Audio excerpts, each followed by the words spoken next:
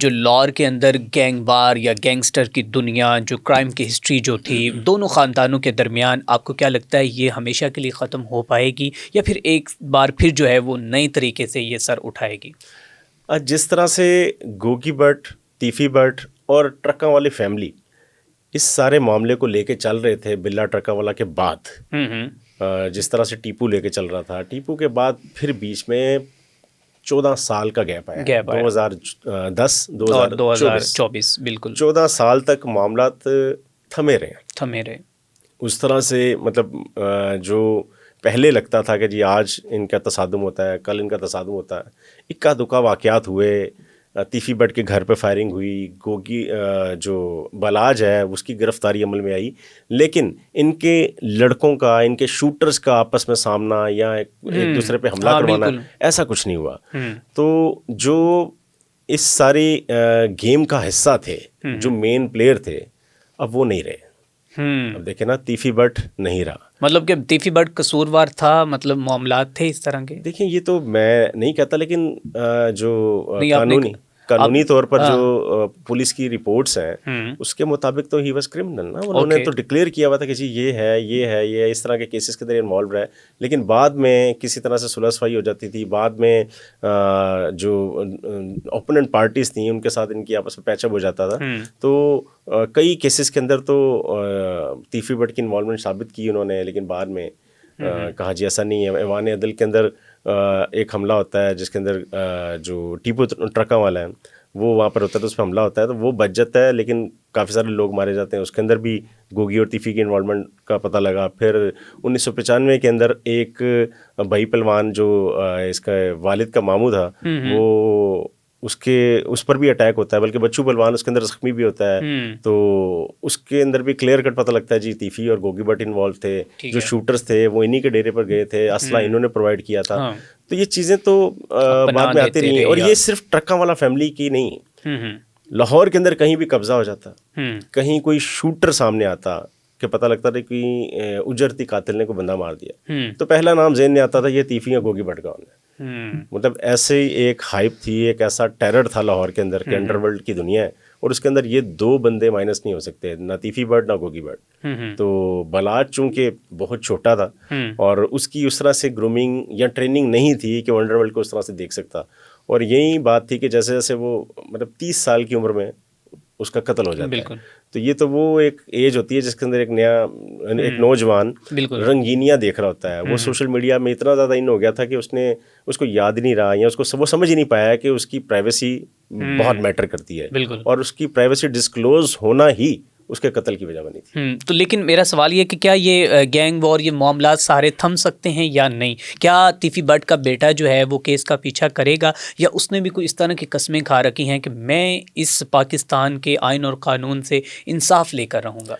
बज़ाहिर तो उन्होंने बड़ा क्लियर कट कहा है कि जिस तरह से बलाज फैमिली ने, उन्होंने एग्जाम्पल ही इतनी मतलब हैरानकुन दी। उन्होंने कहा जी जिस तरह से बलाज फैमिली ने इस केस का पीछा किया, पैरवी की, ट्रेंड चलाया, अदारों का दरवाज़ा खटखटाया, वो भी इसी तरह कानून का दरवाज़ा खटखटाएंगे और अपने वालिद का जो पुलिस मुकाबला है, जो कि बकौल उनके जाली मुकाबला है, इसकी वो तफ्तीश करवाएंगे और कोशिश करेंगे कि जो इस सारे केस के अंदर जो लोग मुलविस हैं उनको बेनकाब किया जाए, उनको मंजर आम पर लाया जाए और उनको सजा दिलवाई जाए। इसके अलावा तीफी भट्ट के 2 और बेटे हैं।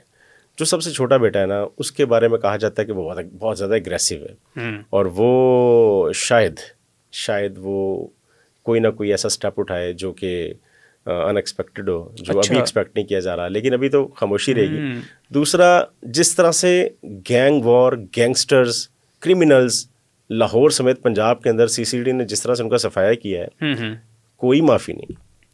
मतलब अगर उसका छोटा बेटा भी अपने जज्बात लेकर आता है या इस तरह की कोई गलती करता है तो आप क्या समझते हैं कि सीसीडी उसको भी हाथ डाल देगी? इस वक्त तो सीसीडी ने किसी को भी नहीं छोड़ा, और लग यही रहा है कि वो शायद एक अपनी तारीख रकम करना चाह रहे हैं कि दोबारा कभी पाकिस्तान के अंदर क्रिमिनल्स के हवाले से बातचीत हो तो बताया जाए कि सीसीडी आई थी तो सब भाग गए थे, या मारे गए थे या भाग गए थे। इस वक्त लाहौर समेत पंजाब के अंदर क्राइम रेट ज़रा नीचे आया हुआ है। उसकी वजह सिर्फ ये है कि यहाँ तो क्रिमिनल्स मारे गए हैं या पंजाब छोड़ के भाग गए हैं। भाग गए, बिल्कुल ठीक है। केपी के चले गए या सिंध चले गए, अच्छा, बलूचिस्तान नहीं जाते। आपने बताया कि अप्रैल से लेकर अब तक 1000 जो है वो इस तरह के केसेस या इनकाउंटर्स सामने आ चुके हैं। आप क्या लगते हैं वो सारे ही आपके एनालिसिस के मुताबिक इनकाउंटर जो हैं वो ठीक हुए मुबैना पुलिस मुकाबले जो, या कहीं पर थोड़ा सा दाल में कुछ काला लगता है आपको? देखिए, आपके सवाल के अंदर इसका जवाब है तमाम मुबैना है। अच्छा, लेकिन तो मुबैना पुलिस मुकाबलों को मतलब जिनके साथ हुए हैं वो चैलेंज नहीं कर रहे, और जो चैलेंज कर रहा है वो साबित नहीं कर पा रहे,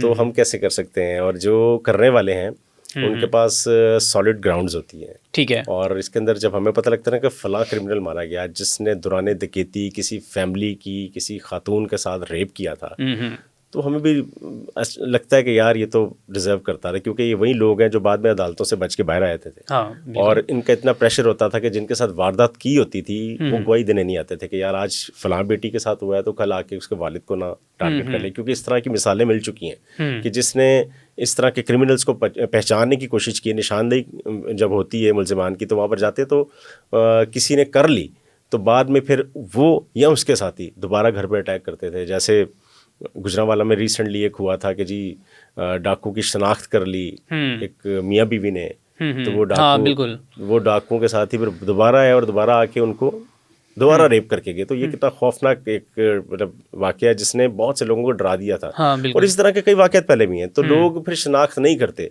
और ये लोग फिर अल्टीमेटली बाहर आ जाते हैं। ना सिर्फ ये फिर क्राइम करते हैं, फिर दूसरी खवातीन या जो उनको हैरेस करते हैं या रेप करते हैं। तो मुतअद्दिद इसके अंदर ऐसे लोग हैं, ऐसे क्रिमिनल्स हैं जो मतलब इतने डेस्परेट थे कि जिनका क्रिमिनल रिकॉर्ड बताता है कि जब भी वारदात होती थी तो वहाँ पर जाके ये दौरान डकैती रेप का एलिमेंट ज़रूर शामिल होता था, इसलिए इनकी माफ़ी या इनका बचना बड़ा मुश्किल होता है। ठीक है। अच्छा, आप क्या समझते हैं कि जो इस वक्त पाकिस्तान के अंदर जस्टिस सिस्टम के कोई 5 ऐसे हिस्से बताएं कि जिनकी वजह से जराइम पेशा अनासर के ख़िलाफ़ जो है वो घेरा तंग हो सके और जराइम को काबू किया जा सके? वो कौन से ऐसे 5 हिस्से हैं?